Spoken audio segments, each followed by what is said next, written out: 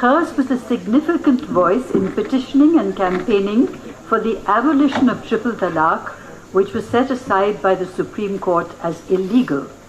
Masooma Ranalvi is a publisher and a Dawoodi Bohra who works on issues of gender and sexual harassment. She is vocal about the practice of female genital mutilation and has been at the forefront of a wide survivor-led campaign to end FGM. Salman Khurshid, as you know, is a politician, designated senior advocate, eminent author and law teacher, author of the book Triple Talaq, which attempts to make sense of the various pronouncements in the Shayara Banu verdict. Shayara Banu is a lady from Uttarakhand who emerged as the defining persona in the legal battle of the patriarchal custom of triple talaq. Spurred on by her own experience, she is truly a crusader against triple talaq. Harinder Shammi Baweja is a fiercely independent reporter for the last 3 decades and is interested in politics, defense, foreign policy, and most relevantly, in conflict watching. Let's hand her over the mic. Thank you, Gitanjali. Hello, everyone. It gives me great pleasure in being back on this stage for a second time. I was here 2 years ago to moderate a session with Umar Abdullah. I have to say I have a great panel with me today. 3 powerful women with powerful stories who led powerful struggles. I would be tempted to call them victim survivors, but I think I would prefer to call them change agents. They're champions, they're crusaders. Apart from the 3 women, the gentleman, Salman Khurshid, prominent congressman, legal luminary, and of course the author of this book, Triple Talaq, Examining Faith. In the course of the next 40 minutes, we're going to talk about women and socio-religious reforms. We have powerful stories coming your way. Shayara Banu to my left, instantly divorced, talaq, talaq, talaq. Her life changed, I think, in a few seconds, but she didn't let that deter her. She fought back. She petitioned the Supreme Court against this practice. Masooma, another very brave battle. She's a Bohra Muslim. I remember getting an email in my inbox one day asking me to sign an online petition which wanted to end female genital mutilation. Masooma is from that community. It's a very powerful community. It allows its women to do great things, but it also subjugates its women. When they are barely 6 or 7 years old, these young girls from the Bohra community are taken to untrained midwives, and the clitoral head is cut off with a blade or a scissor. We will come to Masooma's personal story and how that led to another brave battle. And of course, Zakia. It's great to have you here. She's fighting relentlessly for gender justice, and she is singularly responsible in ensuring that women can today go to the Haji Ali Dargah. Along with, of course, many other things, including, yes, but you did petition and get victory in the Bombay High Court. And I'm going to allow Salman Khurshid to speak first. He's the author of this book, Triple Talaq, Examining Faith. I'm going to take it a step forward and say, let's re-examine faith. That is the subject of our discussion. In your book, Salman, you have explored ways of reconciling Islam with modernity. Over the next 5 minutes, tell us why you chose to intervene in court when the Triple Talaq case was being heard, and what propelled you to write this book. Well, thank you. Let me be very clear, because these discussions get somewhat mystified by people reading a lot into what is said without actually knowing what is being said. let me just categorically say that my position is that triple talaq is wrong, and it is wrong because triple talaq is a misunderstanding or a misrepresentation or adulteration of the concept of talaq. So let's be very clear: triple talaq, no-go area, not good enough, not good at all, and quite rightly made void by the Supreme Court. The reasoning of the Supreme Court of the different judges can be examined, and they differ one from the other. But the bottom line is there is no triple talaq. Now, why does triple talaq happen in the first place? And this will reflect on the impact it has on women. And I have a very, very important critical position there, which is what I wanted the Supreme Court to notice. Triple talaq is actually an adulterated form or a deliberately misrepresented form of what is talaq in Islam. Talaq is the right of a man to divorce his wife. It's akin to no-fault divorce, that you find that you cannot live together, so you divorce the woman. Now, people immediately jump and say, why the man alone? And the answer is, the woman also has a right to divorce, but that's called khula. The woman has a right to divorce in which she has to go to a jurist, or she has to go to a qazi, a family court judge, and say, I want to divorce from this man, and on the terms on which the divorce is to be granted are discussed, and then the divorce is granted. The man, people believe, doesn't have to go to a qazi, he can just simply say divorce. So we are talking about divorce that's said once, talaq, and then a 3-month period of iddat begins, and after that talaq becomes final. But the man also, I believe, and I have tried to emphasize this, the man also has to go somewhere, because before talaq can be accepted, there has to be an attempt at reconciliation between the two families. Two people have to meet to try and reconcile. If they can't, then they have to inform somebody that reconciliation is not possible. That inevitably will be the adjudicator or the family judge. The triple talaq business comes in because a man has a right to give talaq twice and take it back. So if you give talaq, within 3 months of the iddat period, you can take it back. If you say it second time, again within 3 months of the iddat period, you can take it back. It's the third time that you say talaq that you can't take it back. Obviously, because someone who says it over and over again is treated as a man who can't be taken seriously. Certainly not in a relationship which is so important and sacred. Therefore, he's told, now no more. And that's the end. And that talaq then becomes irreversible. Now for the woman, if you're looking at it from the point of view of the woman, whether you say it once and it becomes irreversible, or you say it 3 times and it becomes irreversible, it makes no difference. It is much worse to say it once and leave it as reversible for 3 months. So therefore, people who say triple talaq and you're out, and triple talaq and you're on the streets, it's completely and utterly wrong. Whether it's 1 talaq or it's triple talaq, the right that the woman has, the right to maintenance, the right to protection, the right to a roof over her head, the right to maintenance of her children, are issues that remain, whether it's 1 talaq or it's triple talaq. The issue is not so much about talaq, but the issue is about protecting the woman. Now, if a person who doesn't give talaq but deserts his wife, should he not have the same responsibilities to fulfill as a person who says talaq and then moves away? So the issue is not about talaq, the issue is about the protection that the woman must have. And the test of that will lie in, even a married woman, no matter what her religion is, if she is deserted by a man, she must get full protection. Not hang it all on talaq and say it's one community that indulges in talaq and talaq is bad. There is also divorce by mutual consent, which is becoming familiar to us in the world today, in other systems. 1400 years ago, Islam provided divorce by mutual consent, which is the finest form of divorce without any fault. Now, choose between living together unhappily or having a quick and sensible divorce And this is a choice that you have to make as people about how you want to live your life.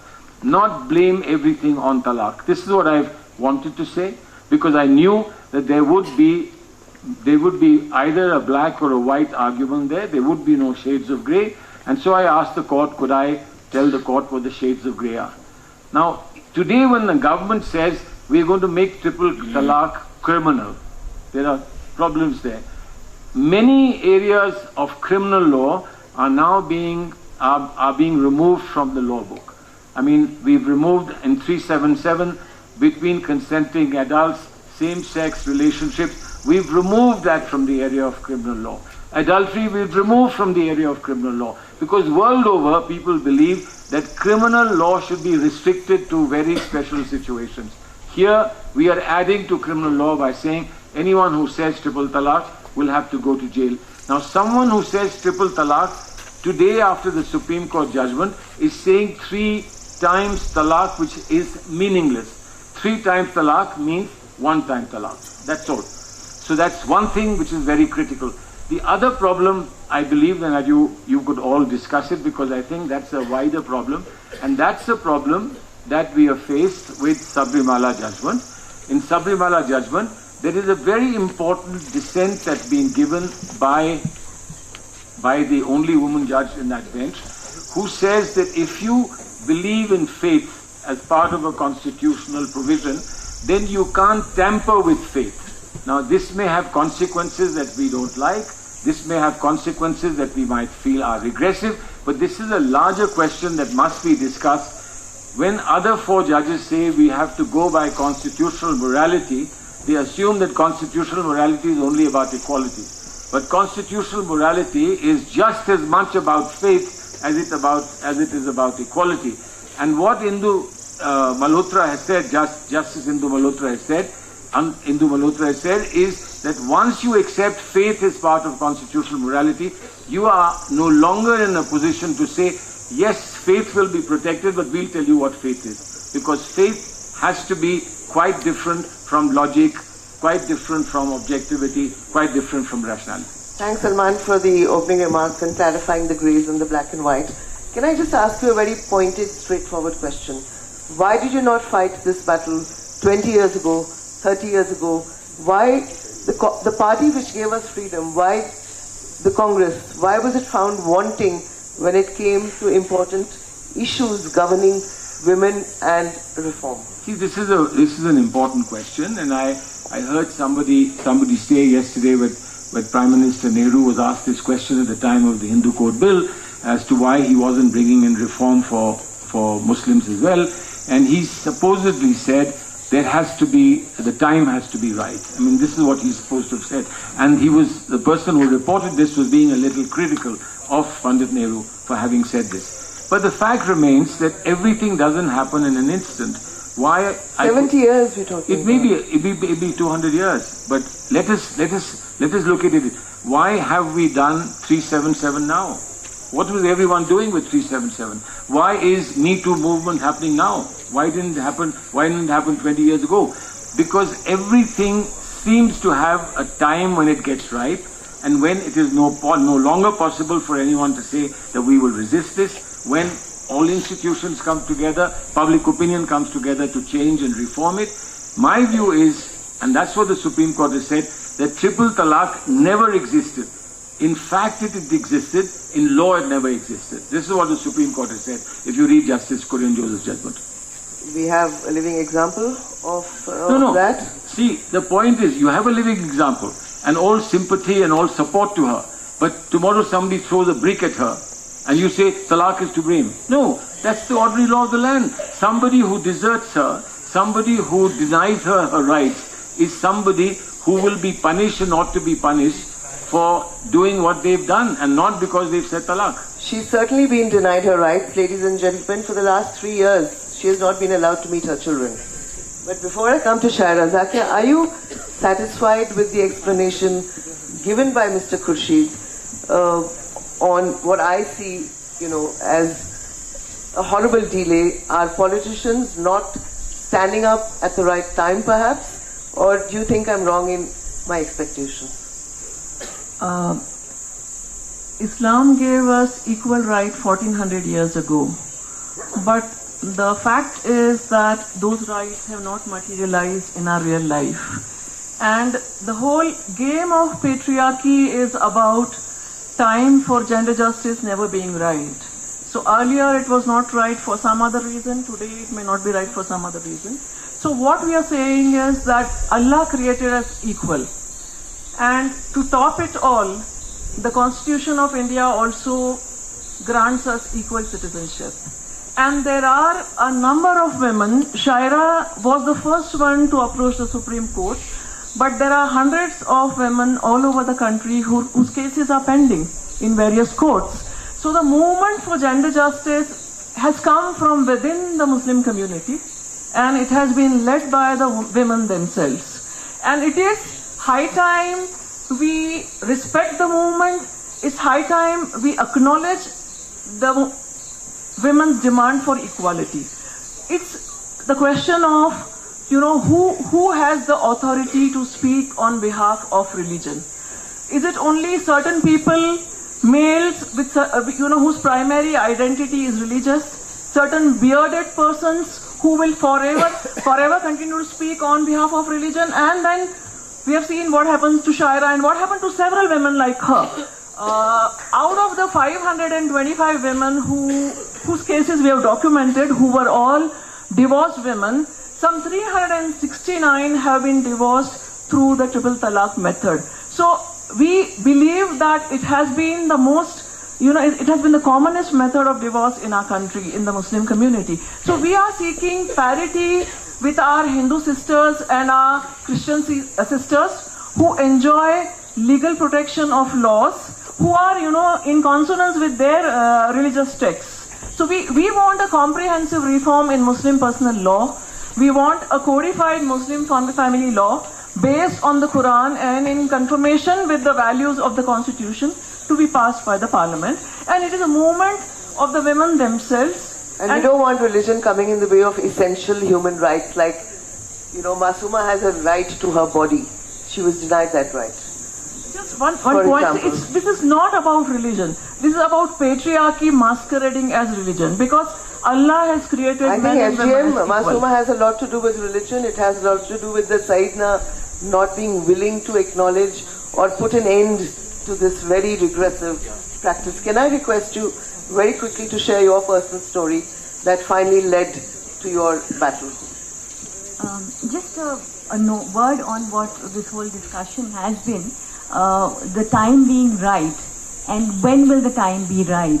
And I just want to say that especially as far as religion is concerned, and if you see Islam, and coming back to my community, where women are highly educated, as Shami pointed out, but women's bodies have always been the site for intersectional violence. And I will give you the example of what is happening in my community, which is a very sophisticated, rich, and highly educated community. And the women in my community are super educated.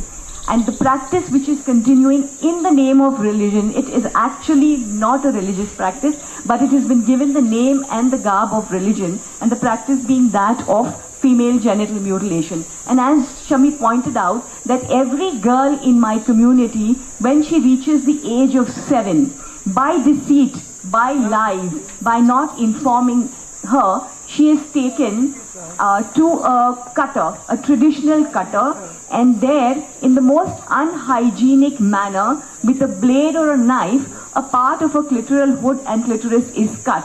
Now, the reason behind this practice is because this part of her body which is being cut is actually what they say is haram ki boti, which is it's a sinful lump of flesh. And if this is left in the body of this child, she will grow up to be an amorous and a loose woman who will have premarital sex and who will have extramarital sex. To keep a woman in control and to control her sexual desires and sexual pleasure, this is the practice. Now, this practice actually predates Islam.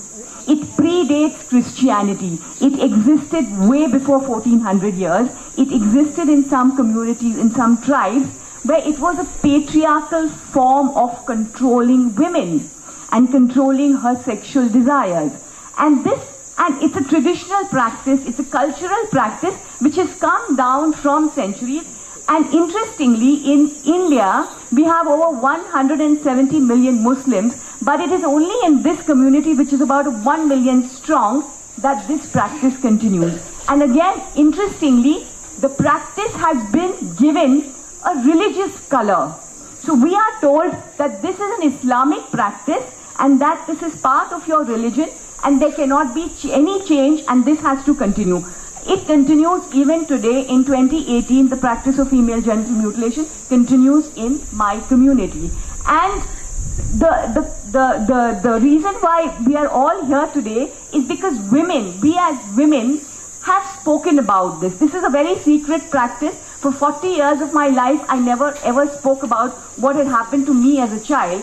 But I guess the time is now, the time is right. I have spoken about my personal experience. A lot of women from my community have come out, have shared their stories. And today we are asking our religious leaders to stop this practice. There is no response. In fact, we are being told to shut up. We are told we are shameless women. We cannot be talking about our bodies. We cannot be talking about our sexual parts in public. But the point is, in the broader space today of a Me Too culture, we are all speaking about all this. We are all coming out with these stories. And we are challenging the religious patriarchy within our own communities. Now, the way the state is looking at it, and we have actually gone to the court also, just like the matter of triple talaq went to the Supreme Court, this matter too went to the Supreme Court. Unfortunately, it was not us who went, it was another woman from a Hindu community who took the matter to the Supreme Court, and now the matter is there. Fortunately for us, the Supreme Court has said that the practice is, it affects the bodily integrity of a woman, and it is against basic human rights and constitutional rights. But there has to be an enabling atmosphere. The state, the government, the court have to support women. There have to be support systems to empower us to take on these kind of issues and to be able to challenge them. Now to say that, no, you fight this issue in your community, it's never going to happen. It's never going to happen. It's not happened for centuries because of the nature of our communities, the kind of control which the religious clergy have over our lives. And especially in my community, we have a practice of social boycott. So if you speak against the religious authority, if you dissent, you are excommunicated. So where will a woman find the courage to speak against a religious leader? It's not going to happen. So we need the collective strength of women, we need the collective strength of civil society, as well as the state has to intervene and provide systems of support for women who are fighting against Masooma. Let me go to Shaira. It's very clear that religion does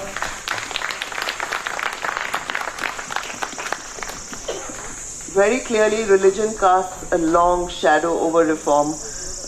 शायरा, आपने सलमान साहब को सुना, उन्होंने जो triple तलाक के बारे में बोला. सुप्रीम कोर्ट का जजमेंट भी आ चुका है, गवर्नमेंट ने ऑर्डिनेंस भी जारी किया है. क्या आपको लगता है कि जो ट्रिपल तलाक का इशू है, इस पे अब काम खत्म हो गया, आपकी जंग खत्म है, आप जीत चुकी हैं? आपको क्या लगता है?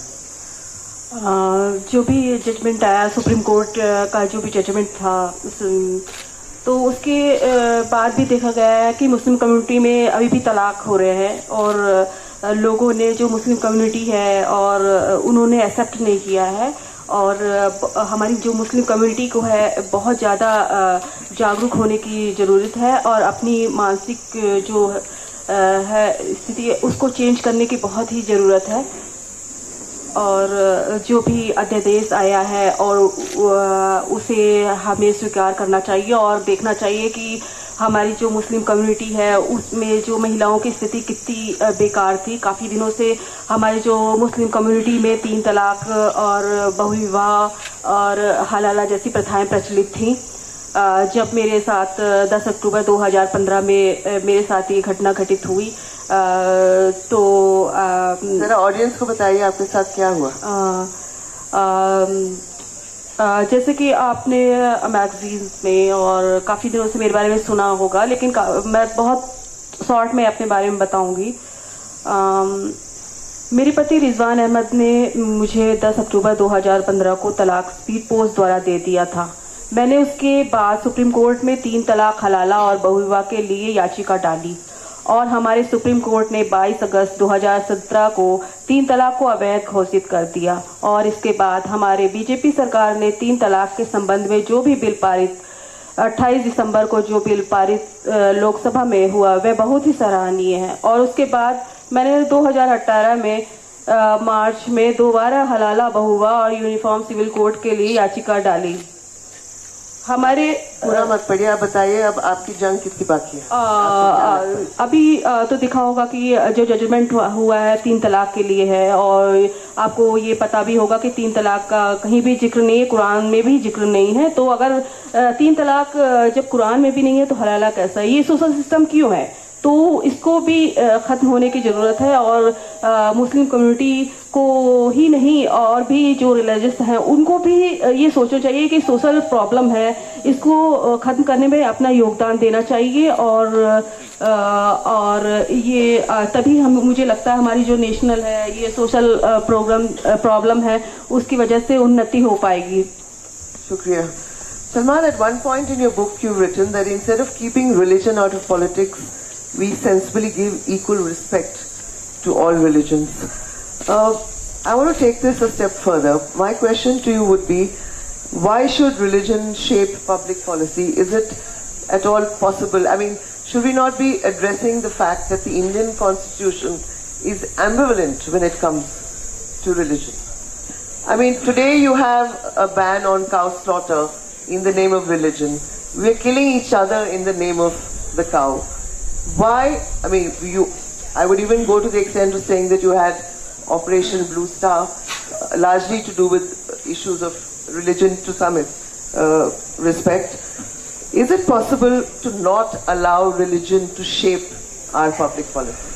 Well, it's entirely possible, but that's not a decision that this country has ever taken. There are countries like Mexico where no public figure, the president, for instance, of Mexico is never shown going to church. He's never shown as doing religious functions, etc. For a long time, they wouldn't even allow people to walk in the streets in religious clothes. But that's the choice that Mexico had made. India has made, it seems, a different choice. India's choice was that religion will play a role, but it will play a role in which the government will not interfere. The government will not use religion as part of its policy. But it is interfering. But government is. But let me just tell you, for instance, you talk about cow slaughter. Curiously, cow slaughter has never been protected in this country on grounds of religion. I would imagine it was protected on grounds of religion, there would be a different argument. Cow slaughter has been protected on grounds of animal husbandry and agriculture. Now that's an absurd explanation for cow slaughter. I think if cow slaughter, because there is a sentiment involved of a particular religion